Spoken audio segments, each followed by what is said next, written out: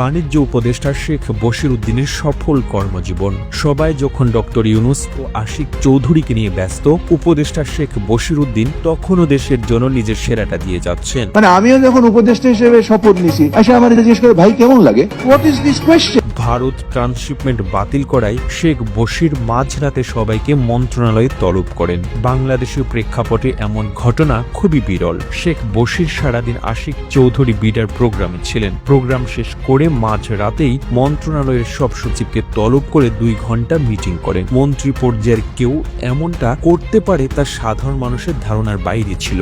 Meeting শেষ করে শেখ বশির সাংবাদিকদের জানিয়েছেন, ভারতের ট্রান্সশিপমেন্ট বাতিলে কোনো সমস্যা হবে না। আর আগে ট্রাম্পের শুল্ক আরোপেও তিনি বিচলিত হননি। সাধারণ মানুষের একটা বড় অংশের মতে 2025 সালে রমজান জুড়ে বাজারে স্বস্তি ছিল, দ্রব্যমূল্য ছিল নিয়ন্ত্রণে। এসব এমনি হয়নি। এজন্য দিন রাত এক করে কাজ করেছেন শেখ বশির উদ্দিন। অথচ তিনি বাণিজ্য উপদেষ্টা হিসেবে দায়িত্ব নেওয়ার পর দেশবাসী নাখোশ ছিল, কারণ তার এক ভাই আওয়ামী লীগের রাজনীতির সঙ্গে যুক্ত ছিলেন। বশির উদ্দিনের বাবা আকিজউদ্দিন 3 বিয়ে করেছিলেন। সব মিলিয়ে 3 সংসারে তার 15 জন ছেলে মেয়ে রয়েছে। এদের মধ্যে 10 জন ছেলে ও 5 জন মেয়ে। মূলত তাদের মাধ্যমে 1999 সাল থেকেই 3টি ধারায় চলেছে আকিজ গ্রুপের ব্যবসা। প্রথম ঘরে 3 ছেলে, শেখ মহিউদ্দিন, শেখ আফিল উদ্দিন এবং শেখ মুমিন উদ্দিন। দ্বিতীয় ঘরে 2 ছেলে, শেখ আমিন ও শেখ মিলন, এবং তৃতীয় ঘরে বশির উদ্দিনরা 5 ভাই। বশির উদ্দিন 1988 সালে ম্যাট্রিক পাশ করে বাবার ব্যবসায় যোগ দেন।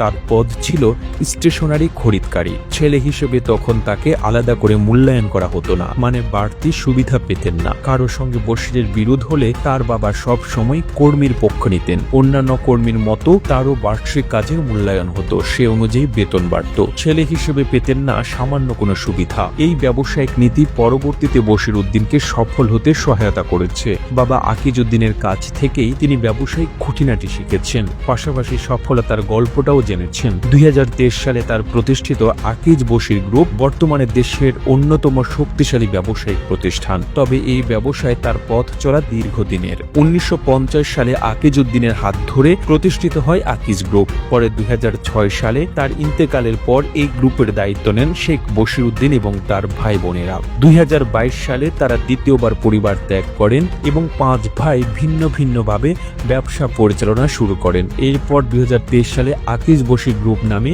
ভিন্ন এই কোম্পানি গঠন করে আলাদা হয়ে যান শেখ বশির উদ্দিন। এই প্রতিষ্ঠানটি বর্তমানে একটি বহুমুখী গ্রুপ হিসেবে 18টি অঙ্গ প্রতিষ্ঠান পরিচালনা করছে। এর মধ্যে রয়েছে ceramics, tableware, bathware, jute, particle board, doors, packaging, glass ইত্যাদি। প্রতিষ্ঠানটি 3টি দেশে কার্যক্রম পরিচালনা করছে এবং 25টিরও বেশি দেশে পণ্য রপ্তানি করছে। একই সঙ্গে 26,000 মানুষের কর্মসংস্থান সৃষ্টির পাশাপাশি উৎপাদনশীলতা ও দীর্ঘস্থায়ী উন্নয়নের উপর গুরুত্ব দিয়ে বাংলাদেশের অর্থনৈতিক প্রবৃদ্ধিতে গুরুত্বপূর্ণ ভূমিকা রেখে চলেছে। বাবা আকিজউদ্দিনের মতোই দেশের ব্যবসায়িক খাতের বড় একটা অংশ এগিয়ে নিচ্ছেন বশির উদ্দিন। তবে শেখরকে ভুলে যাননি। তাদের আদি প্রতিষ্ঠান আকিজ গ্রুপের উত্থান মূলত শিল্প দিয়ে। 50-এর দশকে ব্যবসা শুরু করে ধীরে ধীরে অন্যান্য খাতেও মনোযোগ দেন আকিজউদ্দিন। তামাক জাতীয় পণ্যের মাধ্যমে ব্যবসা সম্প্রসারণ করা হলেও পরে ঢাকা টোবেকোর মালিকানা আকিজ গ্রুপের হাতছাড়া হয়। 2018 সালের আগস্টে জাপান টোবেকো আকিজের ঢাকা টোবেকো কিনে নেয়। ওই সময় প্রতিষ্ঠানটি বিক্রি হয় $150 কোটি।